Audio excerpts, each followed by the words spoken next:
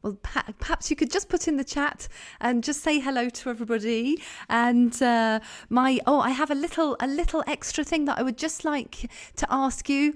Oh, great, everyone's good. Would you mind just putting in your address, because I've got a little thing that I would like to send to you in the post, something that's real and not virtual. So if you'd like to put in your addresses, they won't show up on Facebook, and Dermot will make a note of those for me. So thank you very much. Oh, that's great. Yeah. Oh, happy to be here with you as well. Brilliant. Great. Yeah. Thanks for your addresses. Just pop them in the chat, and you should get something from me towards, well, let's see, the middle of next week. If I don't know what the post is like at the moment to the UK, but we'll see. Yeah. Great. Brilliant. So I'd first of all just like to say a massive thank you for coming on a Friday night to talk about leadership. I just think that's amazing. So thank you very, very much for giving up your Friday night to come here and to chat with all of us and to talk about leadership. And tonight is going to really pull everything together that we've been talking about this week. So I hope that it will really just help to bring all those strands together and set you on your way next week, feeling hopefully full of courage and ready to go. Now, before we get going with that, I'd just like to introduce Alex to you, because Alex is on our Love to Lead programme, and she has very, very kindly offered to talk to any one of you if you're interested in joining the programme. So thank you so much, Alex. So if you would like to do that, you can either contact her right now on the chat in private, or you can send me a mail and I'll put you in touch. And Alex is also going to be with us on Monday evening for the LinkedIn Zoom invitation that you may have had, but I will also send it out by email. And that's going to be a closed door Zoom, a question and answer session all about the Love to Lead programme. And Alex is our special guest. So thank you, Alex. Looking forward to that. That will be Monday night, same time, 8 o'clock UK time, 9 o'clock France and Switzerland and Germany. So do join us then. That would be brilliant. So thank you, Alex. That's fantastic. Thank you. So we have got, first of all, quite a lot to get through actually this evening, because we're going to be talking about how to accelerate your impact now, and how in particular to make courage your default position. Now, this obviously doesn't happen overnight. It takes some time, takes some practice. And what I would like to do this evening is to try and pull together the other things that we've looked at, so that it all comes together neatly, so that you can see how you can use it in a very practical way. Before we do that, I just want to revise what I would say are the 3 pillars for success generally.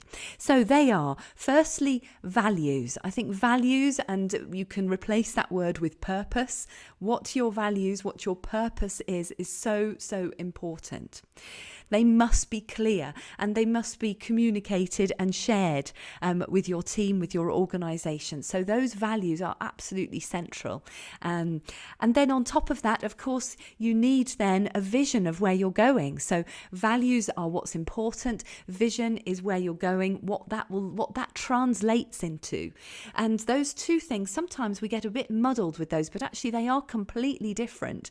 And we need to communicate them both very clearly. And to ourselves as well, we need to articulate them very clearly. And finally, action, because we can do a lot of talking, and that's great, and we can learn a lot by talking and discussing. But things will only move forward if we actually put things in action and put them in the calendar, organise them, and off we go. So those 3 things I would say are really the pillars of success anyway. So values, vision, and action. And they are central to coaching, in fact. Those three pillars, as well as being central to your success as a leader, are also the central things when we're talking about coaching. So I just want to go into that just a little bit, because that's central to coaching, but underlying that, we're also looking at what we believe is possible. And quite often it's that gets in the way. So looking at what's possible, what we believe is possible, is a large part of coaching. And that's where really the magic starts to happen. When we look at those beliefs, what do I believe I can do? What do I believe my team can do? And then we challenge that. And by challenging it, we can sometimes think, well, actually, that's not actually true. And we can also be far more expansive with our goals. So instead of having our goals here, right in front of our nose, we can really start to open it up and think big, as it were. So that's really the crutch of the coaching conversation. Now we call it a coaching conversation. It's actually it's not a cozy conversation at all. It's a challenging discussion, and it involves this almost like a dance, really, of trying to investigate what these beliefs are, where the blockages are in terms of somebody moving forward, reflecting that back to that person, and trying to open doors to different possibilities. Now, of course, that takes time, but it's that part, as well as those three pillars, which actually leads to a transformation, and we're going to come back to that later on, because what we believe, and this is the really important part, what we believe, that becomes our thought, that becomes what we're thinking, and what we think then becomes our action. So that, very simply put, that's where the basis of coaching really starts from. So what we believe. So if we believe, for example, that we can learn a language, then that affects what we think. So we think, well, yes, I can do that if I have this and this in place. If I think that that's what I can do and I can organise that, I can put it into action. Now, obviously, things can stop between those. Some things come in the way, but generally that is the sequence. And this is why what we're believing, what we're thinking, what we're saying to ourselves. So that what we talked about, having the two voices from that book, I've got it here, The Inner Game of Tennis. Those two voices are so important, because what we're thinking, ultimately, that actually dictates what we do. And if that dictates what we do, it dictates what we become. So this is why it's absolutely central. So for courage to be our default. So leading back to this idea of these three parts of our beliefs, are what we think and what we actually do. So we must believe that it can be our default. Then we must think about it. We must actually make that shift in our minds to think about that, and to think about what that would look like in practice. And we must use it in our internal dialogue, that little voice. We've got to train that little voice. And we also need to train the other little voice, which is perhaps trying to derail and remind us of, well, you've never done that, have you? Oh, you didn't do that before. And so what makes you think that you can do it now? So we need to train the inner voice that's telling us, yes, we can be courageous, and we also need to train and really learn to switch off, and we can do that. It's an amazing process. We can switch off that other voice. We can train ourselves to switch it off. So we then must act upon it. So it's those 3 steps again. So this is where we're going to try and bring everything together from the last few days. So we must believe it. We must be very self-aware, and this is the part, it's the thinking part which trips people up. So we need to be self-aware, we need to manage our emotions, we need to train that inner voice. So that's where the big part of the work is often. And then we need to translate it into action. And that involves vision. It involves a lot of collaboration, which again, we've talked about that being very courageous, because if we want to believe in something that's big and courageous, we're going to have to involve lots of other people, involve our teams. So that's where courage is coming in straight away. We must lean into difficulties and to fears. We must seek out those difficult conversations so that we can be learning all the time and moving forward in this with this courageous action. So let's keep it really simple now. So it comes down to basically two things I would suggest. The first one is having the values and the vision in place. And the second one is connection, connecting with your team, connecting with your colleagues, because those two arms are necessary if we're going to have action that is courageous. We can't do any action without both of those things in place. If we've got values and a vision, but we haven't communicated that and we haven't got other people on board, nothing's going to happen. So we must have those two elements absolutely in place solidly. Now, I really like this. I have got a painting for you today, so you'll be pleased to know that. So let me share that with you. And this painting I've chosen, it's a real favourite of mine. It's a French one, and it's very famous. You'll definitely know it, I'm pretty sure. So this one is a famous dance painting by Renoir. And if I can just hopefully find it on the page nicely for you. It's coming. And I chose this painting because when I look at this painting, for me, I see connection everywhere. Absolutely everywhere. There are people, they're talking, they're dancing, people are shouting over the table, they're discussing things, they're listening. There is connection in every part of that painting. And I think that when we keep in mind the different types of connection that can mean, it's not just an email, it's not just a quick conversation, but really thinking about that variety of connection. I think then also we can really start to translate this courageous leadership, or this vision of courageous leadership, into action.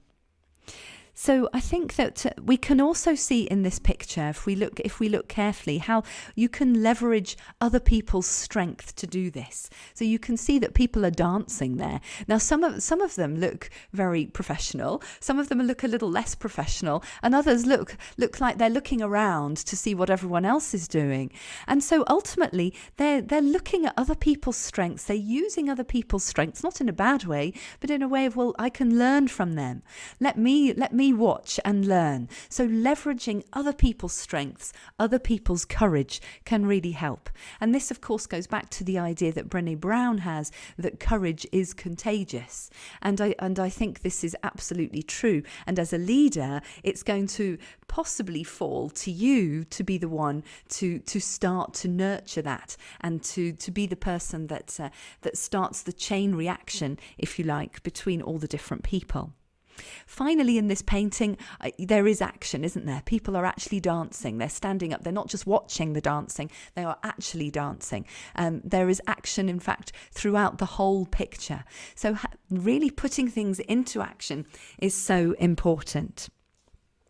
So in terms of listening, and we've mentioned that a few times, and I think that listening is certainly the key element to being courageous, because especially if we listen to understand and not just listen in order to reply, then we can be very, very courageous as well. Now, obviously, we can't see that in the painting, but I will leave that to your imagination. Okay, now we're going to move on to a little exercise now. Now, I'm hoping that you saw in my email that you would need a piece of paper and a pen. So I hope you have something close by, or on your computer screen, as you wish. Because what I would like you to do is you are going to write a letter to yourself, but the letter is going to be dated for 1 year from today. So the date on the letter is February the 5th, 2022. So I'm just going to also put on the screen, I just did a quick model just to explain what I mean. So you're going to put the date very purposefully. It's a year from today, and you're going to write it to yourself. So I would write, Dear Anne. And then you can start it how you like, but I would suggest something very positive. So congratulations, courage has been your default setting for a year now in your leadership role. And then what you're going to do is, by writing this letter, you're going to really imagine what that looks like for you in your role. So now this is not going to be a great work of literature. So for those of you who love literature, this is not going to tick that box. This is very simple, but you can write it exactly how you wish. But this is just to give you the structure of how I'd like you to try. So I would like you, first of all, to think about what are you going to look like. And by that, I don't mean what colour hair you're going to have, but I mean how is your behaviour going to come across? How are you showing up? Maybe, for example, you might think about how you stand in front of a meeting, how you make a presentation, how you deal with a difficult conversation. What do you look like? What do you actually physically, how are you moving? How are you sitting? How are you standing? Then how do you sound? So what are the words you're using? What's the way you sound? So can you really imagine what that's going to look like when you're being fully courageous, when courage is absolutely your default setting? What are you going to sound like? What are the words going to be like? Are they going to be, maybe you can think about clarity. Maybe clarity is something that you want to focus on. Maybe giving, talking less even. Maybe you're going to be listening more. So whatever it is, I want you to think about what you're going to be sounding like in a year's time. Then what are you doing? So what are you doing in a very practical way? So for thinking about your style of leadership, what are you going to put in place? What are you going to be doing that is courageous? Maybe, for example, you're going to have a weekly check-in meeting with your team and really ask about problems and difficult things. Maybe you're going to have more meetings with a certain member of staff that you know that you need to give more time to. Whatever it is, what are you actually doing in practice? And this is where, in coaching, we're not really interested in big flowery language. We're interested in what are you actually going to do about this? What do you want to do about this? And then the final one that's about you is you seem. So in this one, I'd like you to think about your emotions. So how do you seem to other people? Do you seem happy? Do you seem calm? Do you seem more in control? Do you seem more energetic? Whatever it is, what are your emotions? How are they different? How are you showing up? Now, obviously, those 4 things, they may well blur into one. It doesn't matter. You write it as you wish. This is your letter. Then I'd like to think about what other people are doing around you, because of course the impact on other people is what we're looking for ultimately. So what are your team and colleagues doing? What are their new behaviours now that you have got courage as your default setting? What are they doing? What are they doing differently or more of? So think about the impact that your default setting is having on them. And then finally, and I think this one is probably the most important. So as a result, you are what? What is the impact on your goals, your vision, and your career ultimately? How is this going to change your working life, your leadership role? How could it change? And here I'd like you to think very, very big. Not just in terms of small things, putting things in place, but I would like you to think very broadly. Where is this going to take you? What are the possibilities for you if you put this in place? Now, I know I'm asking a lot of thinking in there, and I would like you to start this letter now all together, because I think there's something very powerful about sitting together and writing this. Otherwise, it gets pushed to the side, and we don't do it. So I would like you now to take a few minutes to make a start. I'm not going to ask you to read it out or share it, maybe in the discussion afterwards. If you would like to say anything about it, we can. So really this is for you, and this is a very important document. This is the culmination of everything you've done this week. So as you're doing it, maybe look through your notes, look through the workbook to just remind yourself of the actions that you have already said you wanted to put into place. So I'm going to be quiet now for a few minutes and leave you some time to do that. So I'm going to switch off my video so that you can really concentrate, and I'm going to give you 5 minutes to do that.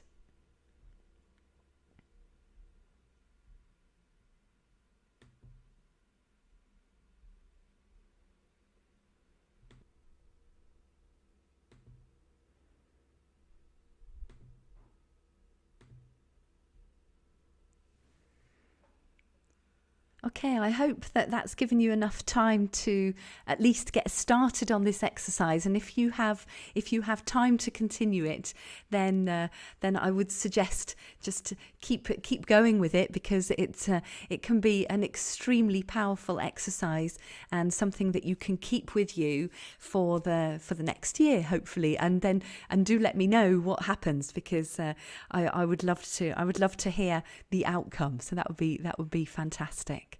So one final little exercise for you to do, and that is, I would like you just finally to note, by looking at what you've written, and to note now, what's the next step for you to become a courageous leader? What's the next step that you need to take right now, or this week, next week? What's that next step that you need to take in order to be the courageous leader that you want to be and that you've written about in your letter? So just have a think about that and note it down. So hopefully now you have your letter, which is maybe more or less finished, and then this first step that you want to take.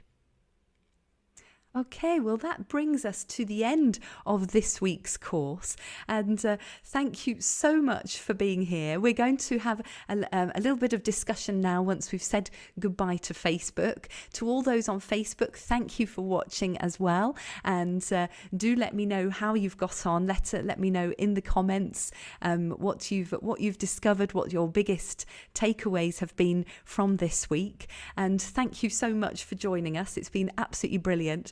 As I said, if you would like more information about our coaching programs, do get in touch, and also don't forget the session on Monday evening for those who would like some information about the group program, Love to Lead. Okay, so we're going to just say goodbye to Facebook now.